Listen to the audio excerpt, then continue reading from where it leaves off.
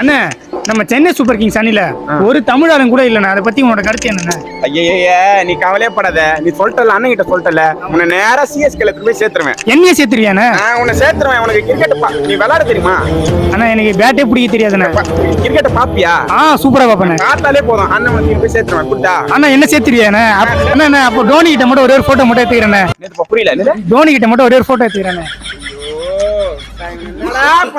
இப்பதான் சொன்னேன், என்னத்தான் நாயை நடு வீட்டுல கை குளிப்பாட்டி வச்சா கூட அது வாழை கலப்பிட்டு ஓடணும். அது மாதிரி நீ என்ன பேசுற. இப்ப நான் சொன்னேன், நான் அண்ணன் உனக்கு டைரக்டா உன்னை சிஎஸ்கேல சேர்த்து வரணும்னு சொன்னா இல்லையா? சாரிண்ணா என் தப்பு தான் இல்லையா? சாரிண்ணா அண்ணன் சும்மா